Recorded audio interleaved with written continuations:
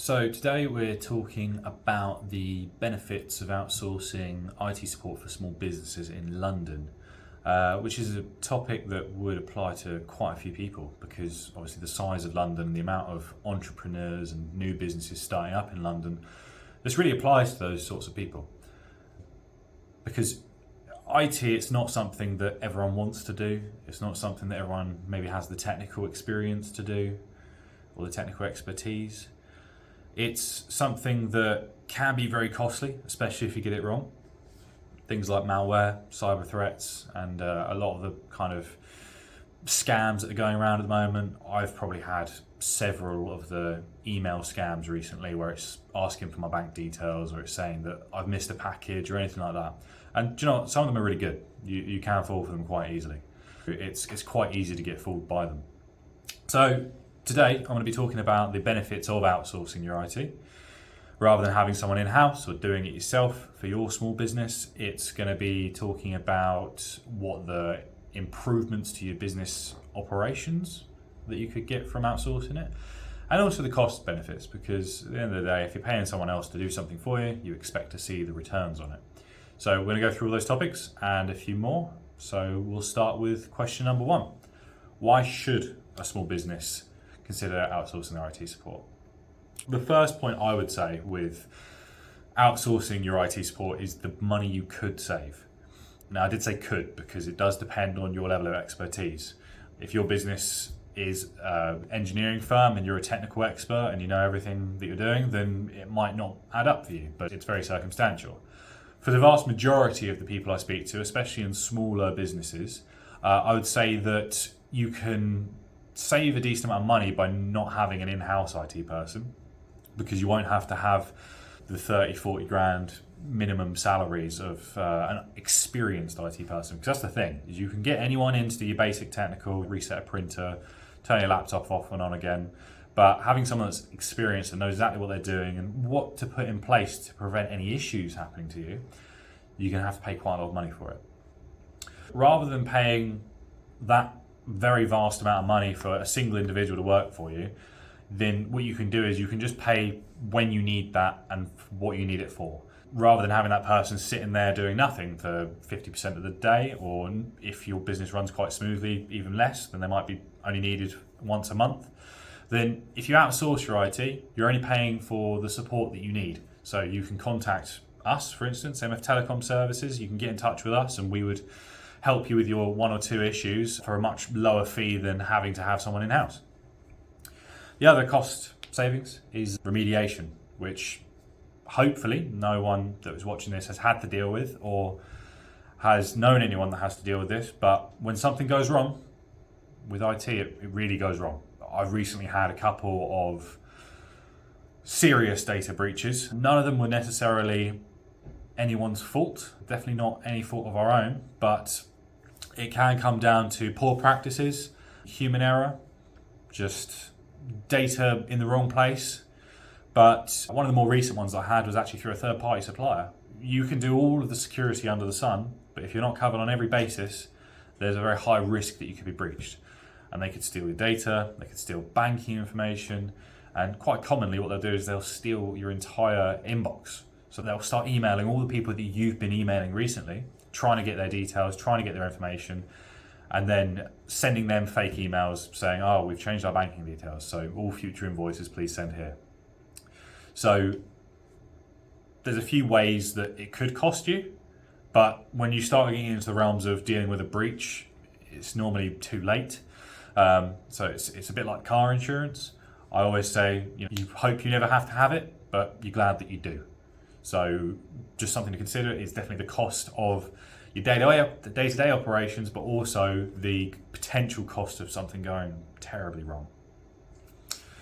So I touched on the point of the expertise, which is where if you've got quite a decent technical expertise and you can fix all your own laptop issues and you can fix all your IT issues, then brilliant, great. But you do not want to have to be doing that for all of your employees. And there are probably some circumstances where you come across it and something's gone wrong and you don't know how to fix it. So having that backup of someone that can be there for you, we can be on call during your opening hours and make sure that if you've got an issue that you can't face, you can call us up and we'll be able to help you out. So quite a recent issue that I've had with a customer is very technically literate. They could probably do it all themselves, I won't lie.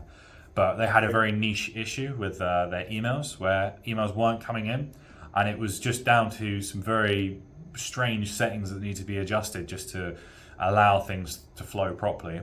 But it was such a niche issue that, despite the fact that they were a very intelligent individual and they had a really good expertise in that area, it was that specific niche detail that only someone like an MSP, which deals with this on a daily basis, would know and be able to reference and use that information to resolve the issue.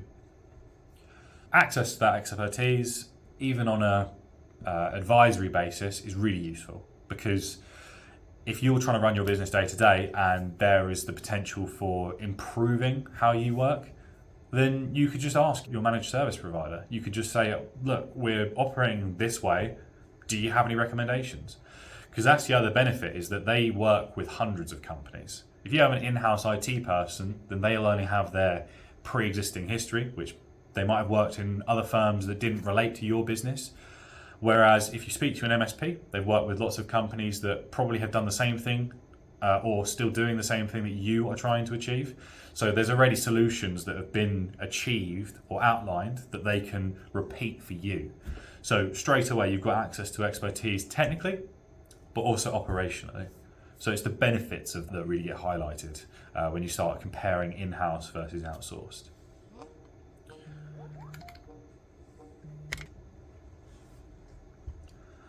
One area that I will cover is the focus on core business functions. So things that you've just got so used to because that's the way you've operated for quite a long time. And I'll provide an example for this one. I had a customer that was not stuck in their ways, but they were operating a certain way using the same methods that they've been using for the last 10 years. And what that had resulted in was they were using the same old devices, the same old solutions and the same old technology, but it had been cobbled together over a number of years. So it worked, and impressively, despite the fact all the different systems were very different and very old, it did work. But it was slow, it slowed down operations, it prevented them from operating their business as they should have been. So when we came in and we restructured everything, we looked at how they operated their business, we sat down and got them to show us their day-to-day, this is what we do, this is how we do it. And then we just looked at the whole picture from above and started working our way backwards. And then we introduced all new systems, and it actually ended up saving them money because all of the old softwares they were using to cobble everything together ended up being more expensive than consolidating it all into one solution. Since then, something that would have taken, for instance, an order would have taken them 2 or 3 days to process start to finish, now a large part of it is automated and it's cheaper to do that. There are success stories out there where the core business functions are really isolated and then you can implement new solutions that fix that. And having an MSP will allow you to do that because they'll have inside information into all of those different industries, including your own, to be able to make recommendations and suggestions to improve your business. And on the topic of improving your business is scalability.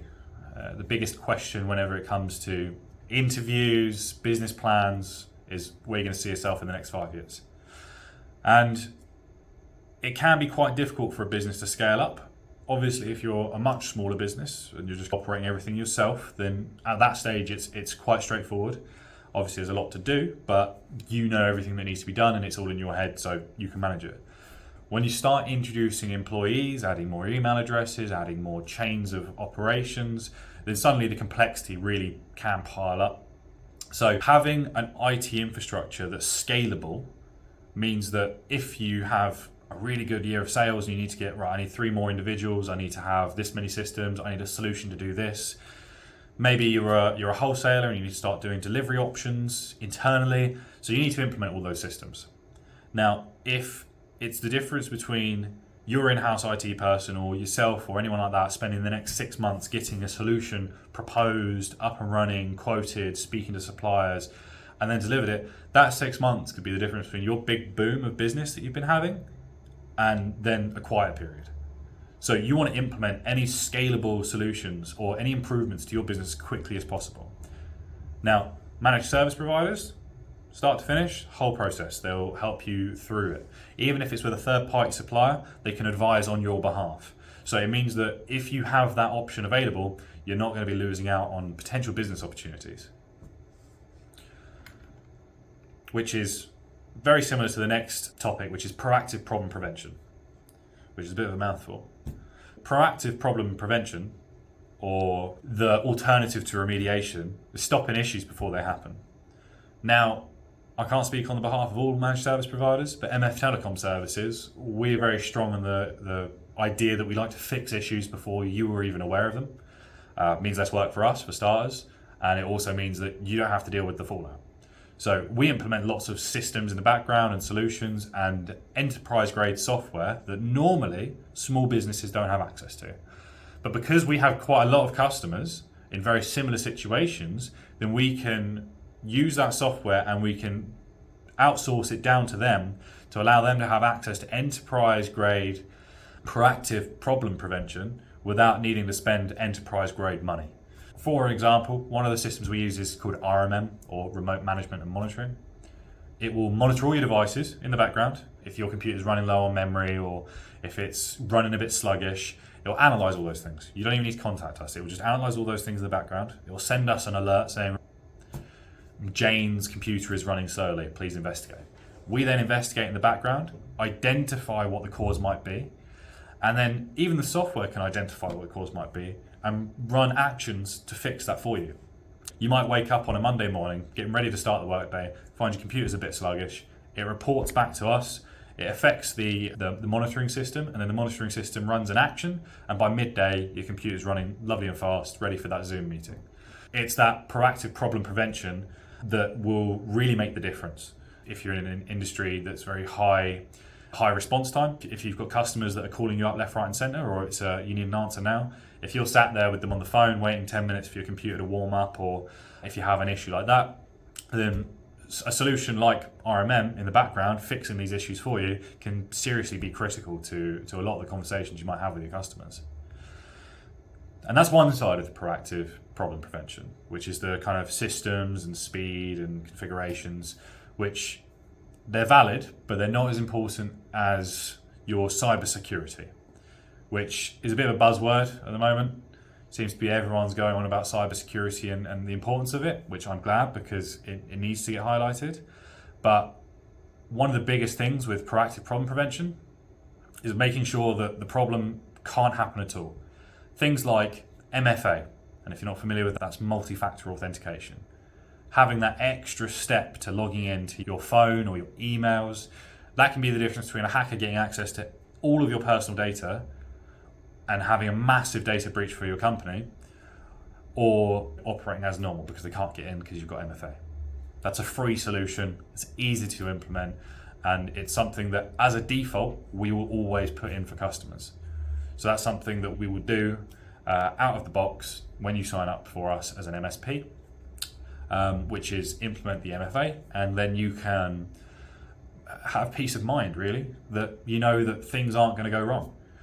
And if they do, it means that you've at least had every consideration there put in place. Going back to what I said before at the start of this podcast, was that it's like car insurance. You want to have it there just in case. You hope you never have to use it, but you just want to have it there just in case. So we deploy things like SentinelOne, which is the kind of best of breed antivirus, anti-malware. We use Vade, which filters all your emails and it looks through all the data that's coming in and determines, is that a serious email? Is it malicious? Does it have any content that you shouldn't be receiving? And it filters it out for you. So it's just taking all of these things off your mind, so you don't have to be sitting there thinking, is this a legitimate email? Is this coming from the right person? Taking the human error out of any of these sort of problems is really valuable, even if you have that technical expertise, because as someone that works in the IT industry, and I see all of the fraud and all of the cyber attacks under the sun, there are the very rare occasions where someone will send me an email and I think, right, I'm not too sure about that. It might have slipped through the cracks, or I might have clicked on it. So it doesn't matter how familiar you are or how much experience you've got, there's always the chance. And you want to mitigate that chance as much as possible.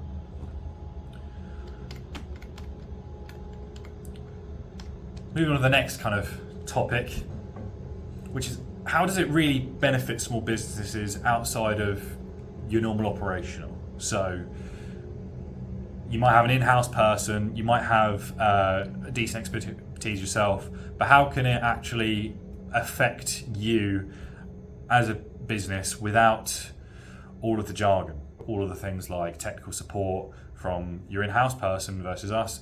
All right, they're very similar. But the main benefits of an MSP for smaller businesses is that kind of all-encompassing solution. If you've got one in-house person and they're out and about just checking on your other users or investigating an issue they've been working on, then they're essentially unavailable. If anything else goes wrong, then you've got no one to lean on. Now in MSP we have a full team, and there's that 24/7 aspect. Obviously you can't call up 24/7 just because that's the offers that we give, but you've got that RMM in the background, you've got all of the software there backing you up, ready to go, just in case there's any issues. Then it's moving on to the regular updates and maintenance. So if you've got quite a few devices, not very many users, and then you've got an IT person running around setting all those up or updating them, you can't always be certain that has been updated and maintained correctly. Now, the benefit of an MSP is that we obviously have a large team of people that are going through individual items, and then we're cross-checking it with our colleagues. So you're never relying on one individual, no one point of failure. So when we're updating and maintaining all your systems, we can do it in the background, we can do it silently, and that way you're always up to date. So as a bit of a conclusion, just to kind of summarize what we've gone through, is the benefits of the outsourced IT support, especially in London and especially for smaller businesses. You've got the financial incentive, the operational incentive, you've got the ability to have advisory support on how you operate your day-to-day. And you've also got that no one point of failure. So you can contact a team of individuals, and if one person doesn't necessarily know the answer, then they've got other people to lean on. So you have that redundancy built into your solution. And all of that considered, and it would also be saving you money. It's definitely something that if you're not already, you should seriously consider outsourcing your IT support, even if you are quite a technically experienced person, and even if you don't want to outsource all of it. You can just have that discussion about what benefits there might be for you, and if there isn't, then that's fine, but you can still have that discussion. It's not like you're hiring someone that's going to have to be with you permanently. So thank you for listening.